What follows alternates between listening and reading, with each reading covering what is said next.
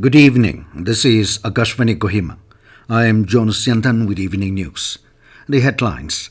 Nagaland State Transport Department notifies free travel facilities for persons with disabilities. Union Minister Nadda says Health Ministry is preparing schemes for dengue prevention, containment and management and is also working in tandem with states. Marking a significant milestone, NIELIT Kohima launches digital forensics training program for students, university lecturers and officials of Egypt. And National Health Mission Employees Association Nagaland appeals for immediate release of bending salaries. Now the news in detail.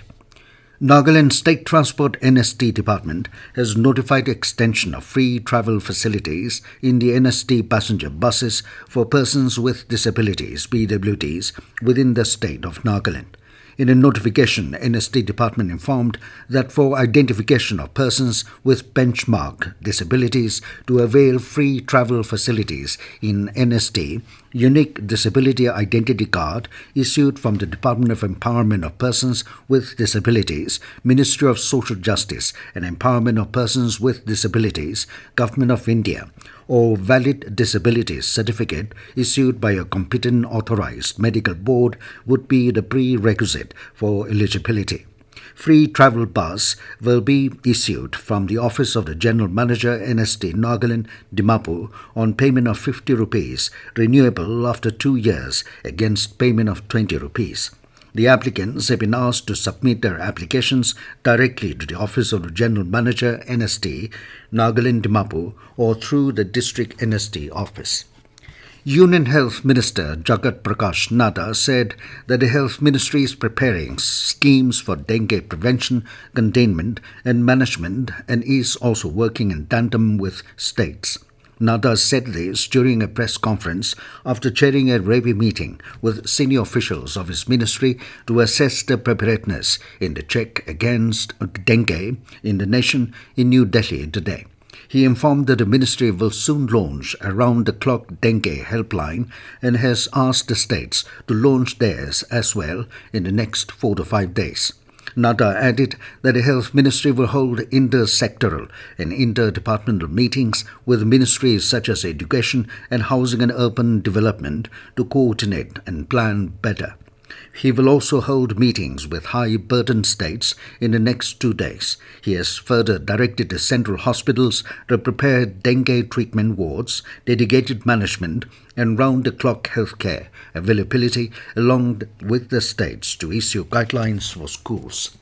Marking a significant milestone, the National Institute of Electronics and Information Technology, NIELIT Kohima, launched a digital forensics training program for students, university lecturers and professors and government officials from Egypt on Monday.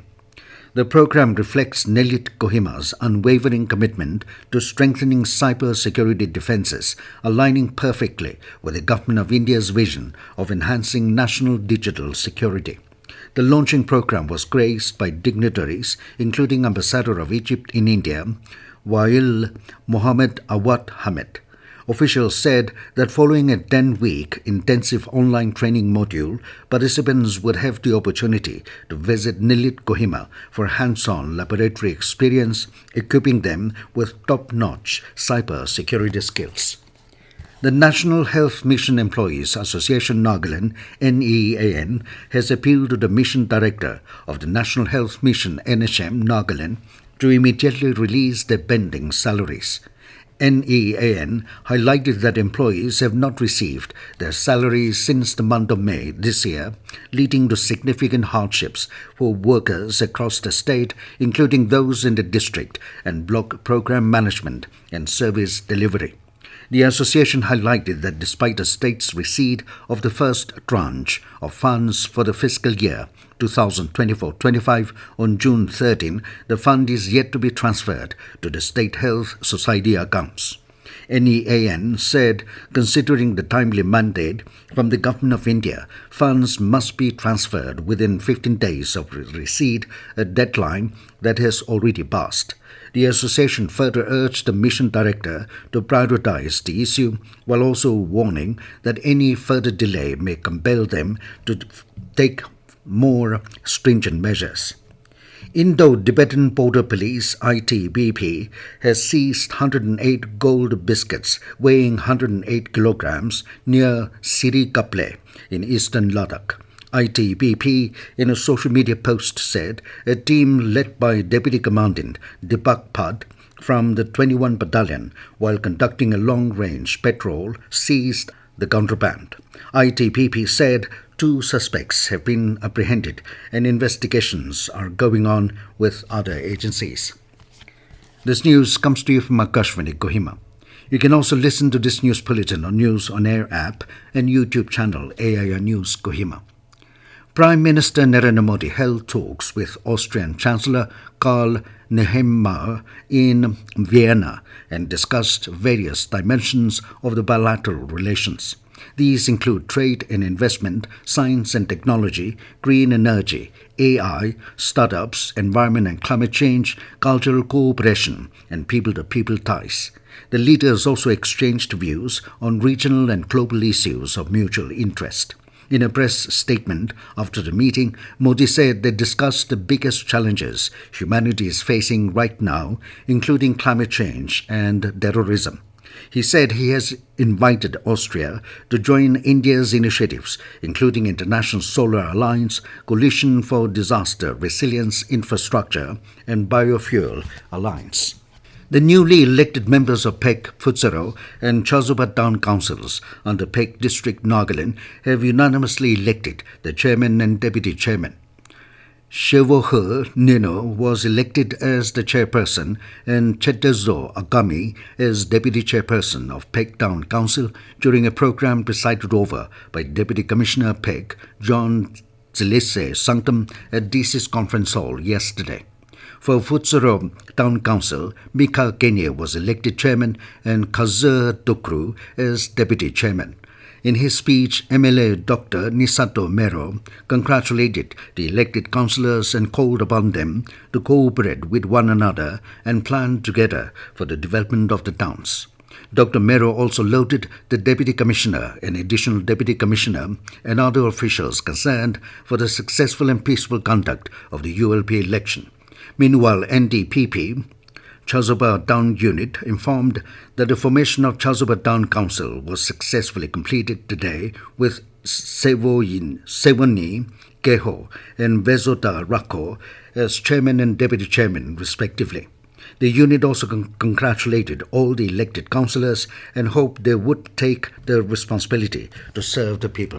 A 4-day training for women on improved piggery and poultry farming, organized by the Department of Animal Husbandry and Veterinary Services, commenced at Chazuba in Pek District today. The inaugural and keynote address was delivered by Dr. Pusazono Chosi, Deputy Director, Assistant Sector Officer, Women Welfare, Development and Animal Husbandry and Veterinary Services, Nagaland. VAS Futsero, Dr. Rosso Pohena spoke on women empowerment through improved piggery and poultry farming. Dopu Subdivision Planning and Development Board meeting held at ADC Conference Hall, Dopu, yesterday discussed on important issues pertaining to the area. The board members discussed on the implementation of Drawing and Dispersing Officer DDO powers for village cars under Dopu, Moka and Monyakshu Circle. They also deliberated on construction of Bailey Bridge between Janglangshu Village and Tamguang Village and maintenance and renovation of existing road under Dopu Subdivision. MLA and Board Chairman Dopu K. Naipa Konyak chaired the meeting. And now 20 news, here are the headlines again. Nagaland State Transport Department notifies free travel facilities for persons with disabilities. Union Minister Nadda says Health Ministry is preparing schemes for dengue prevention, containment and management and is also working in tandem with states. Marking a significant milestone, NIELIT Kohima launches digital forensics training program for students, university lecturers and officials of Egypt. And National Health Mission Employees Association Nagaland appeals for immediate release of their bending salaries. That is all we have in this evening news bulletin. Good night.